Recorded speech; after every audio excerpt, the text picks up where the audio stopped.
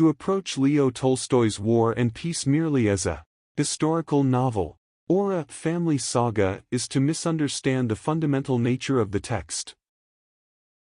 It is not simply a narrative, it is an act of epistemological tyranny.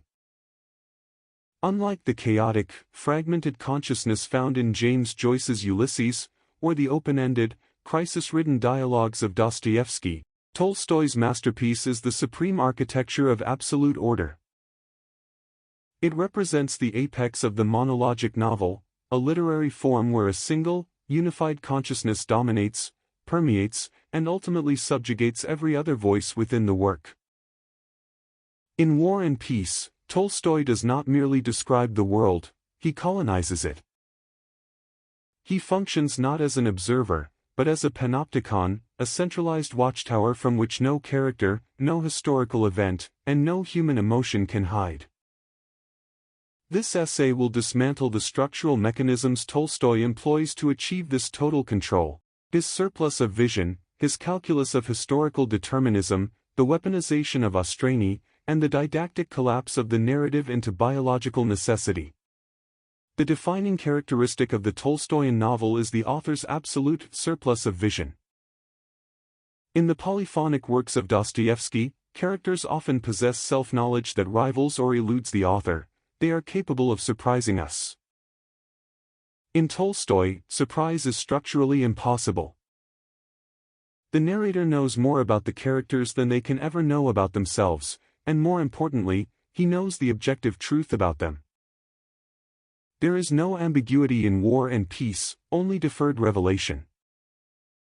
When we look at Pierre Bezukhov, Prince Andrei Bolkonsky, or Natasha Rostova, we are not seeing independent subjects interacting with an open world. We are seeing specimens under a microscope. Tolstoy's approach to characterization is effectively essentialist and static. While his characters undergo development, this development is not a transformation of their nature, but a stripping away of layers to reveal a predestined core. The author holds the blueprint. For instance, Pierre's journey from a dissolute inheritor to a Masonic seeker, and finally to a placid family man, is not a journey of existential discovery but a correction of errors. Tolstoy guides Pierre through various false systems of belief until he lands on the one Tolstoy deems true. The character is an object of the author's philosophical demonstration. This is the essence of monologism. The characters do not speak with the author, they speak for the author, or they serve as examples of what the author despises. This control extends to the representation of the psyche. Tolstoy is famous for his dialectics of the soul, but this phrase is misleading if one expects the messy, contradictory subconscious found in Joyce. Tolstoy's psychology is relentlessly analytical. He breaks down complex emotions into their constituent parts with the precision of a mechanic dismantling a watch. He explains the mechanism of feeling. When Nikolai Rostov feels fear in battle, or when Natasha falls for the rake Anatole Kuragin, Tolstoy interrupts the immediate sensation to explain the causal chain of psychological events. The narrative voice constantly whispers, "Here is what they felt, and here is exactly why they felt it." This leaves no room for the reader's interpretation. The reader is not invited to co-create the meaning, they are summoned to accept the diagnosis. If Tolstoy treats individuals as clockwork mechanisms, he treats history as a vast, impersonal fluid dynamic. War and Peace is, at its structural heart, a polemic against the great man theory of history. Tolstoy posits that history is not shaped by the will of geniuses like Napoleon or Alexander I, but is the result of an infinite number of infinitesimal individual wills acting in a chaotic swarm. He explicitly uses the language of calculus to describe this. History is the integration of these differentials. Consequently, the novel is structured to punish those who believe they have agency and reward those who submit to the flow. This is the central irony of the book's dramatic tension. The characters who try to direct the war or their lives, specifically Napoleon and the early, ambitious Prince Andrei, are depicted as delusional. Tolstoy employs a ruthless satirical lens against Napoleon, reducing the Emperor of the French to a petty, puffy-handed narcissist whose orders are never actually followed on the battlefield. Napoleon believes he is the driver of the engine of history. Tolstoy shows us he is merely a cork bobbing on the wake. Conversely, the figures Tolstoy elevates, General Kutuzov and the matured Pierre, are those who understand the futility of individual action. Kutuzov is the supreme Tolstoyan hero precisely because he is passive. He sleeps during war councils. He reads French romance novels while the army retreats. He refuses to give orders that contradict the inevitable flow of events. Kutuzov understands that the swarm life of the army has its own momentum, and the role of the leader is not to lead, but to avoid hindering the inevitable. This is a philosophy of determinism. In Tolstoy's universe, freedom is a sensory illusion, necessity is the mathematical reality. The novel's structure reinforces this by rendering every heroic action futile. When Andrei charges with the flag at Austerlitz, expecting a moment of sublime glory, the narrative abruptly cuts him down, leaving him staring at the infinite, lofty sky, a symbol of the indifference of the universe to human ambition. The structural message is clear. Submission to the whole is the only path to truth. To enforce this deterministic worldview, Tolstoy utilizes the literary device of austerity, or making strange.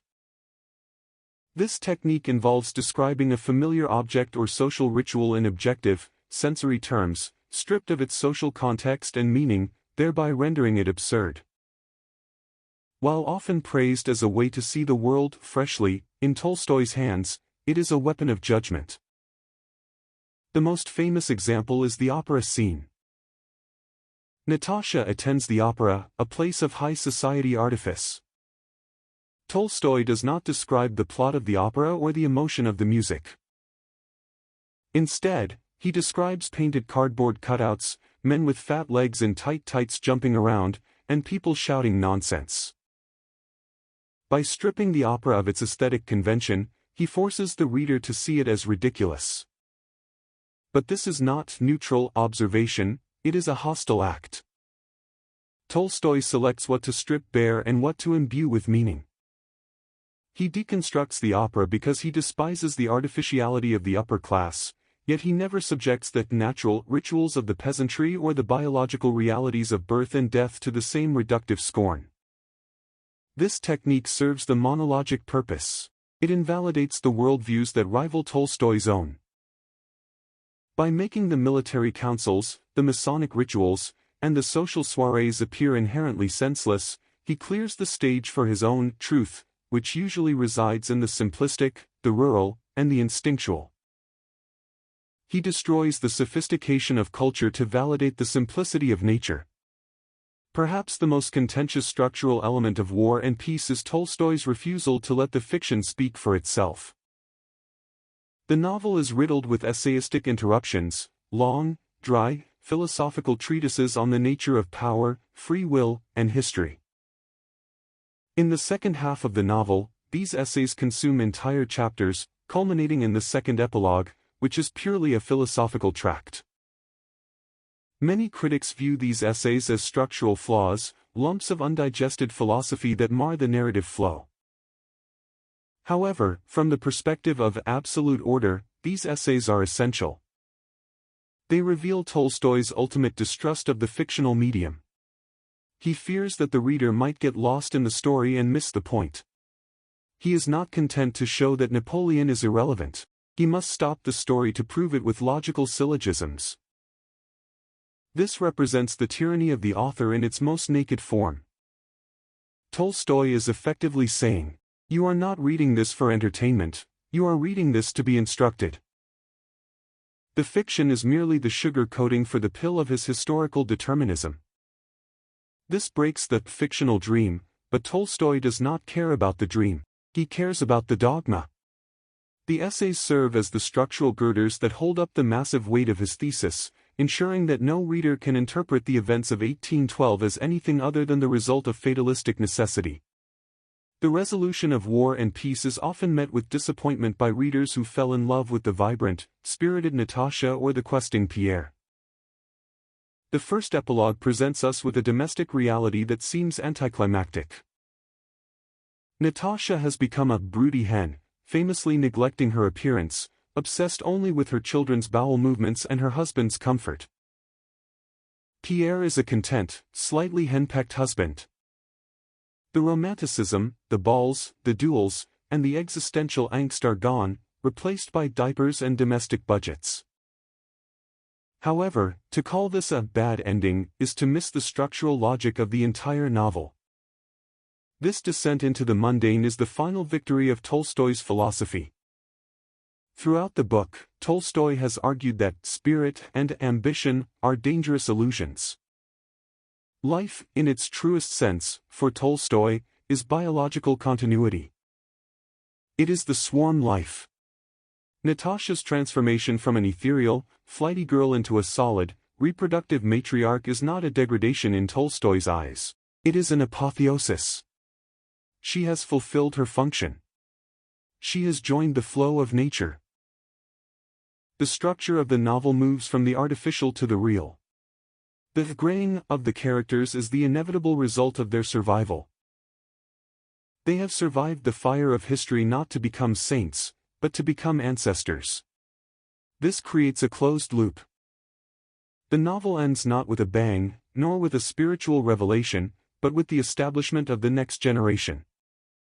It is a cycle of biological determinism. The peace in the title is not just the absence of war. It is the resignation of the individual will to the biological imperative. War and Peace stands as a monument to the power of the omniscient author. It is a cathedral of order. Unlike the open-ended questions posed by Dostoevsky or the linguistic disintegration of Joyce, Tolstoy offers answers. He offers a totalizing system where history, psychology, and sociology are integrated into a unified theory of existence. While one may marvel at the aesthetic perfection of his prose and the depth of his observation, one must also recognize the rigidity of the structure. It is a world where freedom is analyzed out of existence. The reader is an observer in a laboratory where the author controls every variable.